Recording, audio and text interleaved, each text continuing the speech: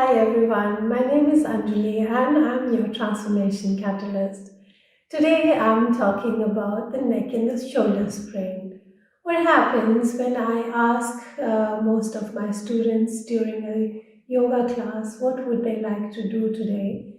About 70% of them come up with the same request, and that is my neck is hurting or my shoulders are hurting. So this is because of our modern day life. Most of the times when we are on our phones, our posture is forward bent, we are looking down, our shoulders are rolled in, or if we are working on a laptop or on a computer, if we are reading something, that's also the same thing we do. We roll down our spine and we go into a forward bend. And by doing that, what happens is that we are overstretching our back muscles and we are squeezing these muscles.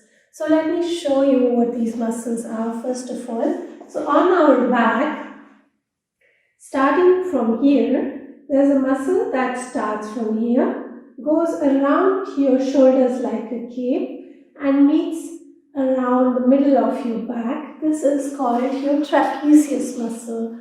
Mostly when you have your neck sprain, then this is your trapezius muscle that is in the play. And while your trapezius muscle is getting overstretched because we are mostly in the forward hunch, what happens is that the muscles starting from your collarbone to your chest bone, they get shortened. These muscles are called pectoralis muscles, the pectoralis major and pectoralis minor. So these are two muscles. They're like two elastic bands starting from here going here. So they also go into a squeeze, which also causes the lack of breath for us. So we get into breathlessness, or it can also sometimes have some emotional issues like depression or similar. So what do we do about it? A very simple thing that you can do before you start any exercise is take a ball. If you have a gymnastic or physiotherapy ball, you can take one, or you can take a simple tennis ball. So just hold your ball here, starting at your collarbone, roll it down to your chest bone and roll it back. So we are going to do this movement about 1.5 to 2 minutes on both sides. Yeah, so you can do it on the other side also, rolling the bones. So this would soften the muscle a little and it would open up the fascia here in this area. And the similar thing you can also do by rolling a ball on your shoulder. If this is difficult for you, you can ask someone in your family to give it to you, or you can hold the ball against the wall and roll your body from side to side.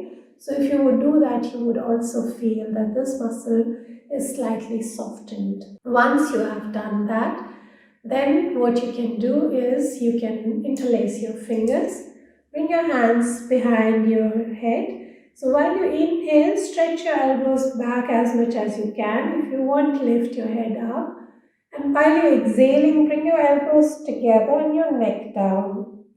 Inhale, open your arms, open your elbows and pull your shoulder blades together.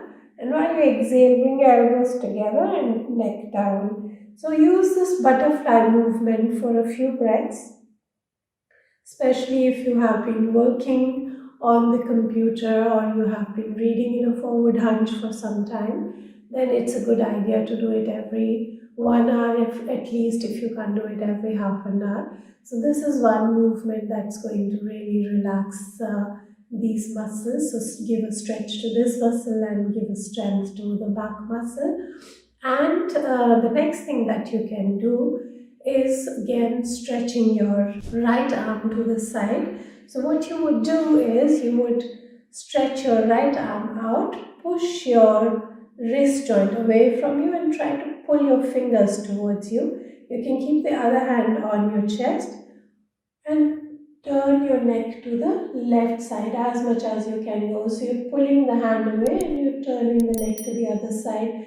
This would give a very nice stretch to the entire nervous area from your hand to your shoulder to your neck. So if there is any nerve that is pinched, it would also get relaxed and get more prana and more space in your body. The same thing we repeat, of course, on the other side.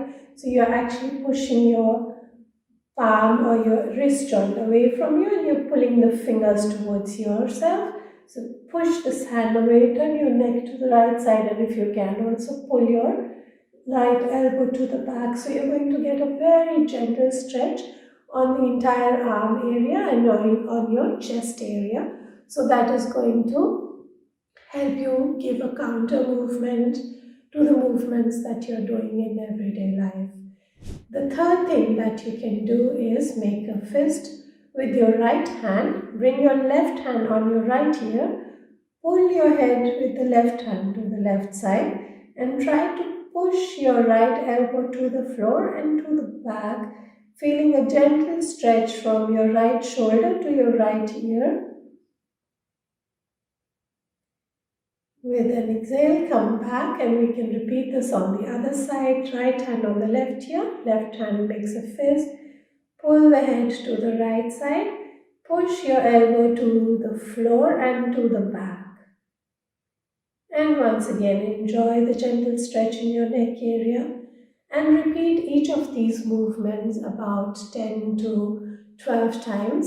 So you can make 3 sets, so one with this movement, one with this movement, and one with this movement. So these are 3 movements you can use 10 times each movement, and then repeat that set for another 2 times. So you would have in total 30 movements of each of the movements times 3. So that's one possibility. If you want to do more, if you have little more time, one bonus movement could be you put your hands on your shoulders, lift your elbows up while you're inhaling, roll them all the way back so that your shoulder blades come together, and while you're exhaling, bring your elbows together to the front, and you can do this movement a few times.